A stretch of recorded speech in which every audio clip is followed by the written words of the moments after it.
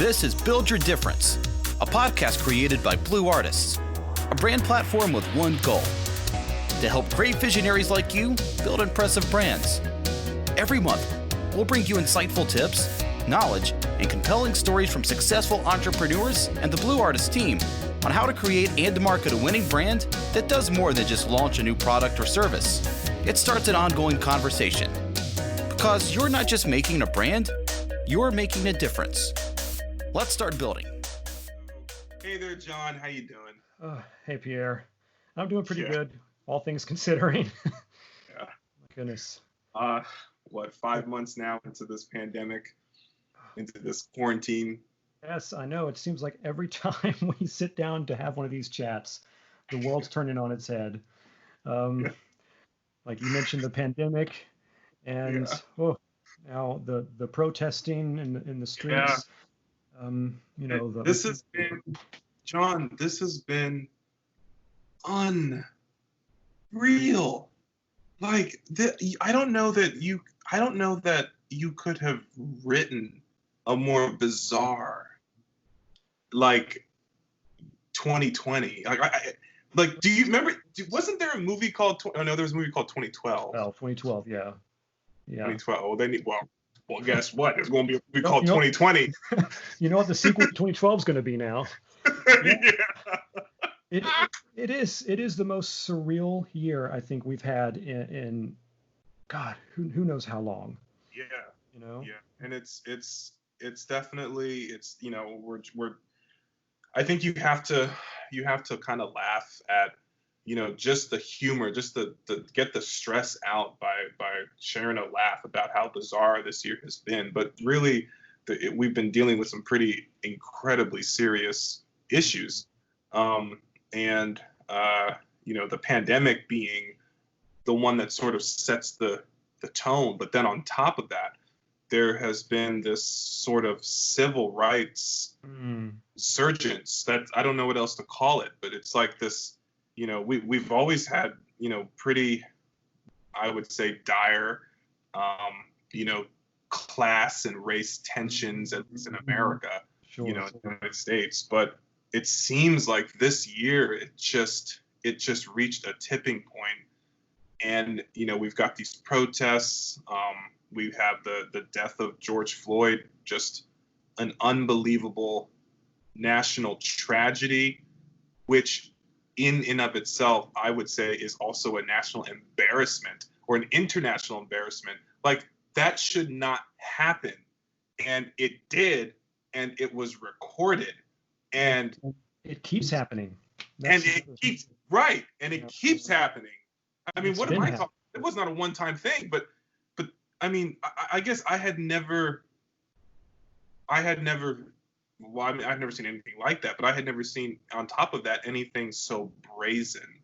So, like, just it is absolutely mind-boggling to me. And then, the other stories like Breonna Taylor, where the cops just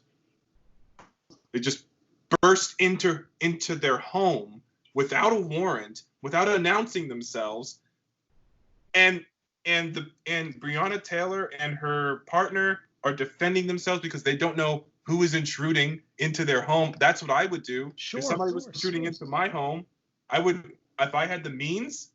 Okay, let me not put that out there. I do have the means, by the way. Okay, but I would defend myself. Okay, I would defend myself.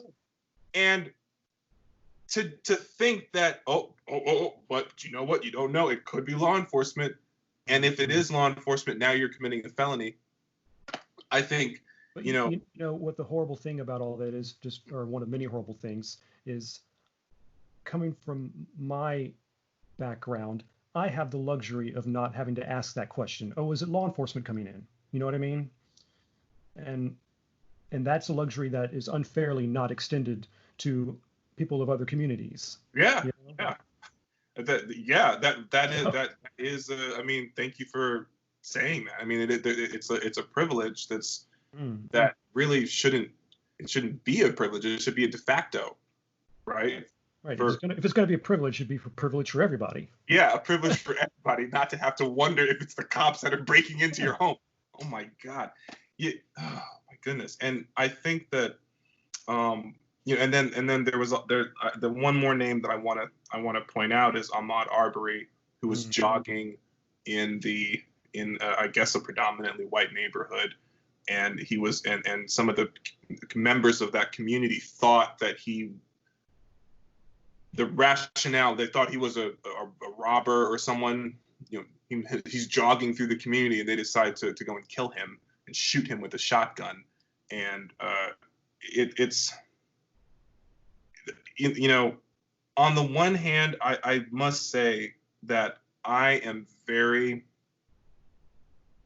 pleased to see that most people that I have met are responding to this this footage with complete outrage and taking to the streets, are protesting, and are saying enough is enough.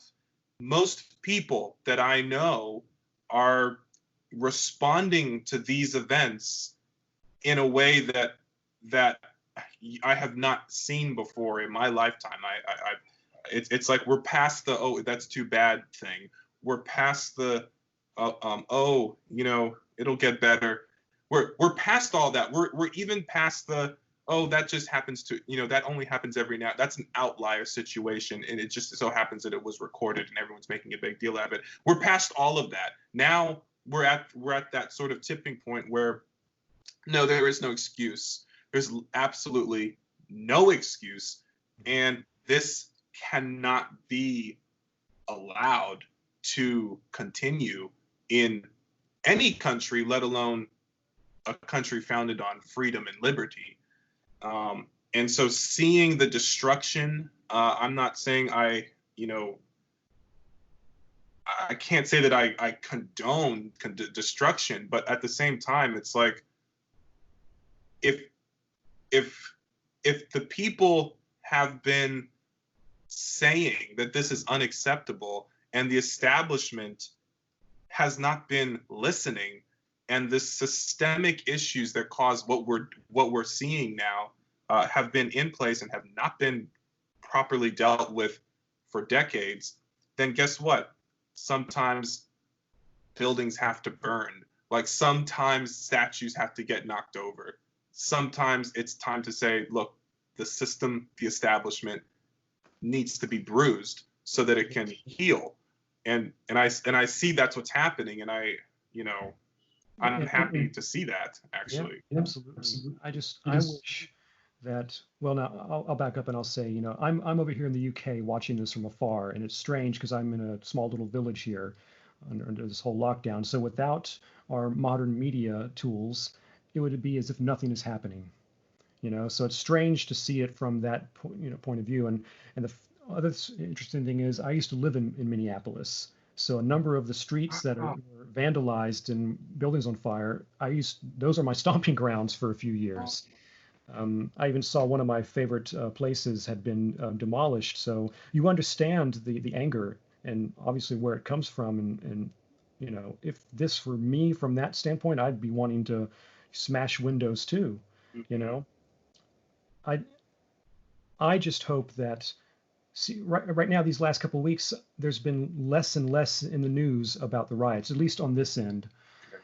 And it was covering every page for those couple of weeks or whatever it was when they were really at their full swing. Yeah. And you want something positive to come from it. You want this action to lead to something that's going to make lives better for everybody. What I don't want to see is a couple of weeks of protesting, in some cases some rioting, some damaging to buildings, some things on fire. The message gets out, but then the rioters or the protesters, they go back home, it disperses down, and things go back to the way they were. And that's not what we want to have happen. Right. And the other problem that, I don't know how much you've read on this, I kept reading stories about people from outside coming in to disrupt the protest and turn them into riots, Yeah. So the people who actually cared about the issue were there to have their voices heard, but you would have disruptive groups coming in and causing, they were probably the ones causing most of the fire and destruction, trying to derail the efforts that the people who were hurting were trying to fix for themselves. Yeah, and I saw situations where protesters are congregating. The police had there's a few situations where the police had shut down freeways so that the protesters could have a safe place to protest, and yet somehow cars, and one car in particular, still somehow made it onto the freeway and rammed through a group of protesters, killing one of them. And the footage is unbelievable. It's including a semi. And I saw that one too. And I saw, I mean, it's unreal. And you know what? And I'm with you that, we don't want this to sort of, pitter out and things go back to normal. And it's just, okay, everyone's had their moment of rage and now let's get things back to normal. I don't want to see that happen, but I think that while what we really want to see is systemic change, and that has to go through a process. There is a legislative process that these things have to go through, which I understand and respect. I also think that there is a large part of what it means to bring change that is actually directly within our control and directly within the control of the businesses that serve our communities and our nation. And so at first, I'll be honest with you, at first when I was seeing all these emails coming from different major corporations telling me we stand with Black Lives Matter, all this kind of stuff coming from major corporations, I honestly wasn't, to me, it felt disingenuous. And I just was like, really, what are you putting your Black products on sale now? Right. Which is what they were doing. Of course. But it's sort of like, well, why should it take buildings burning down for you to say, we're with you? Right. You know what I mean? When things are calm and serene, you should still be with, everyone, because, Yeah. Well, exactly. I think that's why it seemed a little disingenuous to me. Like it seemed a little opportunistic, really. But while I felt that way at first, I hope that if that continues, if that messaging stays consistent, then I think it moves from a place of being opportunistic and disingenuous and actually into something meaningful. I think it is time for companies. Look, in America, our government, I don't know that I can truly trust our government for any particular thing, but I do know that we're in a capitalist society, and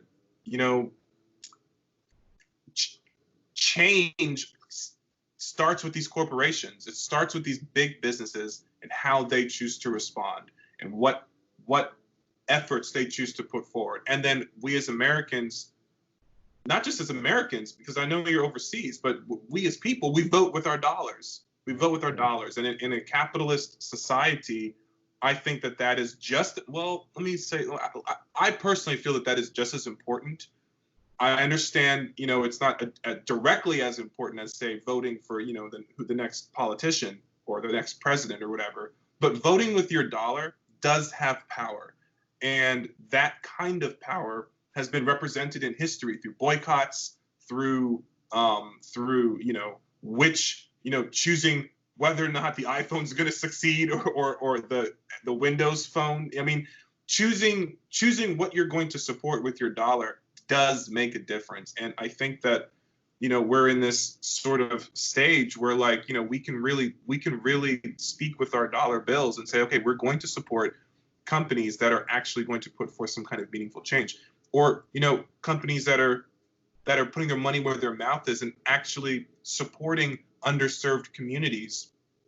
Not just saying, hey, it's another riot, another Black life was taken, unfairly and unduly. So we're going to put on a Black Lives Matter banner and a Black Lives Matter sale, and it's 50% off, and come buy your Black products. No. Enough of that. Just enough of that. And instead, let's make opportunities. Yeah. Okay. Well, but you want to also see that they're going to continue this well beyond the Black Lives Matter and those related protests, well beyond that being front page news. Yes. So if it's no longer in the national consciousness 2 weeks from now, are all those sales just going to go out the window, Right. like that? And Right. and they come back every February, So that's what you want to look for. Right. And I do, look, I get the sales stuff. I mean, I get it in terms of it stimulating revenue and all that, but I also I don't think it's an appropriate solution. I think the messaging is, and I like when I think Amazon for a while, I don't know if they're still doing it, but Amazon for a while had, you go to their website, it says Black Lives Matter at the top. It was a very prominent statement, and I think that is powerful. But I guess the moment I start to see sales, I start to feel like, okay, now you're making money off of the pain of what's going on. I feel a little certain way about that, but I do think if the messaging stays, and if we can see that sort of transformed into action, like making opportunities available, putting a fund together, my God, the way to create this equity that we have, this sort of disparaging gap between, those who have privilege and those that do not, is by taking action and putting funds together to help give people opportunity where they don't have any. Yeah. And so I support businesses that are taking those kinds of actions, and that's what we're trying to do with Brandesk. I'm going to just try to bring it into Brandesk. We're a Black-owned company, but until now, I didn't even think that was a relevant thing to have to even put out there and say. I really didn't. In fact, we had a meeting a few weeks ago to discuss if we even wanted to, if that was something we wanted to lead with in light of what was going on. We didn't want to seem opportunistic, but the truth is that it's not opportunistic, and it is necessary, and it's important that people know, that our community knows, and that our customers know that we are a Black-owned company, and we are looking to serve everyone who wants to come on Brandesk and build a meaningful brand. But we are also interested in serving underprivileged communities. We're interested in providing access to services that honestly people in some of these communities would honestly not be able to have access to, because it is just so out of reach due to budget, due to lack of capital, or due to people just not even wanting to sell them certain PR or marketing services. So it's like we're saying, hey, you know what? Brandesk is for anyone who is a visionary who wants to come and build something meaningful. But in the same breath, we're also for the underserved communities, other Black entrepreneurs, Hispanic, Asian American, Indian, whatever other underserved community that is finding that the system is not providing them equal access to be able to build their meaningful difference. We want to be able to say, look, here, we can help. Thanks for listening to this episode of Build Your Difference. If you'd like to learn more about how Blue Artists can help you develop a distinguished brand that inspires and engages a growing audience, then please visit us at www.blue-artist.com and be sure and subscribe to our monthly podcast for the latest tips and trends in brand development and marketing. And remember, you're not just making a brand, you're making a difference. Start building yours today.